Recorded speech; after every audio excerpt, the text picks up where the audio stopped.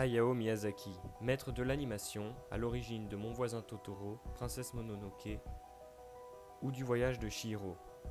On ne le présente plus tellement sa réputation n'est plus à faire. Mais est-ce que vous connaissez Goro Miyazaki, le fils de Hayao Miyazaki? Aujourd'hui, à travers cette vidéo, on va se pencher sur le cas de Goro Miyazaki, sur ses films et sur son potentiel héritage.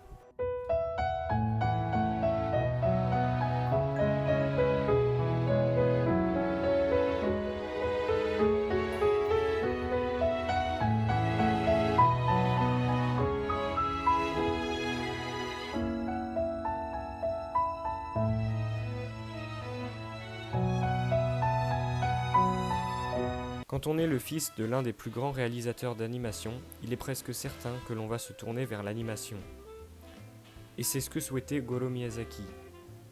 Mais face au succès de Nausicaa de la vallée du vent, il changea radicalement d'avis, par peur de ne pas être à la hauteur de son père.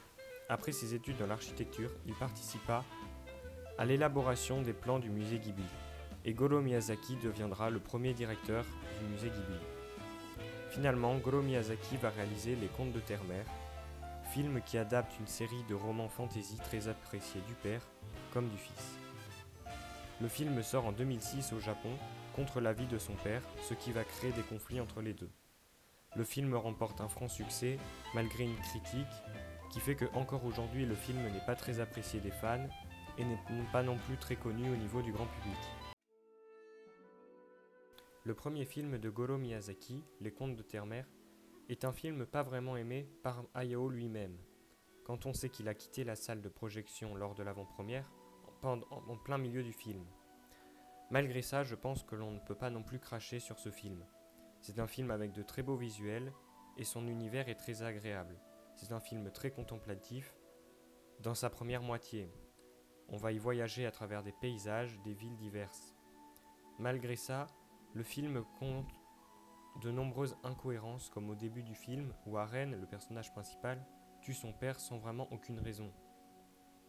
On retrouve aussi beaucoup de faux raccords dans les relations entre certains personnages et sur certaines actions, et le scénario devient un peu lourd à suivre dans la seconde partie du film. Et souvenez-vous ce que je vous avais dit, film qui adapte une série de romans fantasy très appréciés du père comme du fils.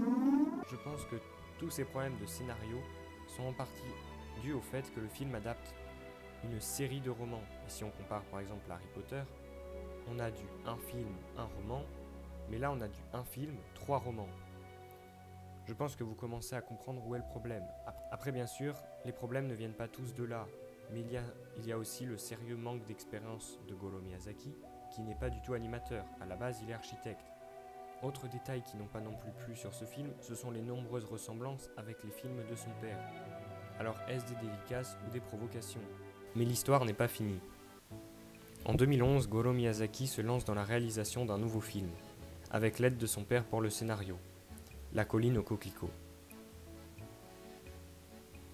Là encore, la relation entre le père et le fils lors de la réalisation du film va être très tendue, à tel point que Goro cachera carrément les storyboards à son père.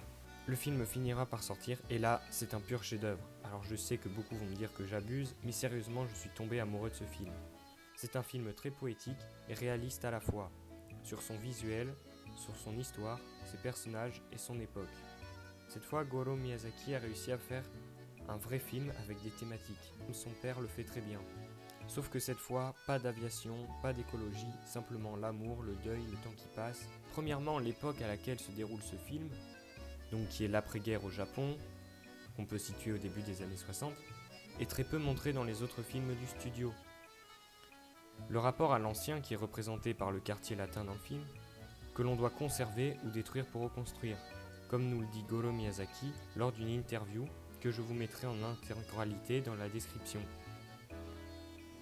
Goro Miyazaki a fait un film très réaliste. Pendant le visionnage, on est littéralement emporté dans les années 60 au Japon. Les OST, qui sont tout simplement incroyables, renforcent cette impression d'immersion. Dans ce film, il fait bon vivre. J'étais presque dégoûté de ne pas être né dans cette ville à cette époque. Les gens ont l'air heureux, la vie a l'air vraiment très cool et très calme. Le scénario est sur 2 axes. L'un sur la protection du quartier latin, celui auquel sont attachés les lycéens, et l'autre sur la romance entre Umi et Shun, les deux personnages principaux. Et c'est une très belle histoire d'amour, malgré le...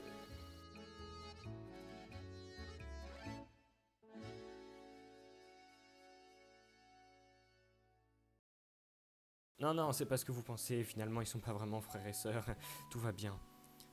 Et il faut dire que c'est un peu sur ce point-là que l'histoire a perdu un peu tout son sens, et un peu tarabiscoté.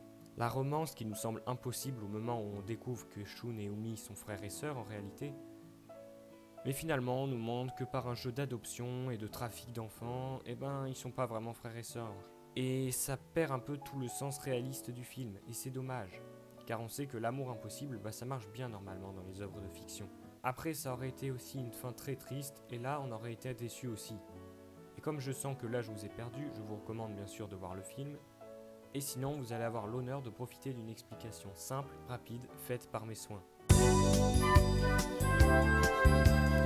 Dans le début du film, on nous explique que le père de Umi est en fait un marin mort pendant la guerre de Corée. Quand elle invite Shun chez elle, elle lui montre la photo de son père, où on y voit aussi 2 autres marins. Shun a la même photo chez lui, et donc demande des explications à son père adoptif, qui lui dit que son père, qui est sur cette photo, l'a confié quand il était petit. Cette révélation va donc détruire leur histoire d'amour. Mais pourtant, les deux s'aiment encore. À la fin du film, Shun et Umi rencontrent l'un des 3 marins présents sur la photo. Et on apprend que sur cette photo figure le père d'Umi, le marin qui est en train de les parler, et un autre marin qui est en fait le véritable père de Shun. À la mort de celui-ci, le père de Umi a repris Shun, mais à la naissance de Umi, comme il ne pouvait pas s'occuper de 2 enfants à la fois, le père d'Umi a préféré donner Shun à un ami qui n'avait pas d'enfant et qui est devenu ensuite le père adoptif de Shun. Voilà, tout est bien qui finit bien. Bref, La colline aux coquelicots est un très bon film, et que je recommande bien sûr. Mais la question que tout le monde se pose, enfin si je suis pas le seul à me la poser, c'est Goro Miyazaki est-il la relève du studio? Pour l'instant, Hayao Miyazaki est toujours là, il travaille toujours sur son dernier film. Mais il est fort probable que Goro Miyazaki reste chez Ghibli et tente de reprendre l'affaire. Notez qu'en 2020, il a sorti Aya et la sorcière, qui est le premier film en 3D du studio Ghibli. Et cette fois-ci réalisé sans l'aide de son père. Pour ma part, rien n'est encore sûr quant à l'avenir du studio Ghibli. Mais Goro Miyazaki continuera le cinéma, il le dit lui-même, et je pense qu'il est sûrement une source de renouveau du studio. Malgré toutes ses erreurs, il a su nous présenter de belles choses, et je pense qu'il ne faut pas s'attendre à lui. Et je pense qu'il ne faut pas s'attendre à un Hayao numéro 2, mais plutôt à un nouveau passionné qui veut nous montrer ce qu'il a à nous montrer. Merci à tous d'avoir regardé cette vidéo, j'espère qu'elle vous a plu. N'hésitez pas à me faire des retours, que ce soit en commentaire ou sur mes réseaux. Ça me ferait beaucoup plaisir. Vous pouvez aussi vous abonner, ça coûte rien et c'est toujours très valorisant pour la suite.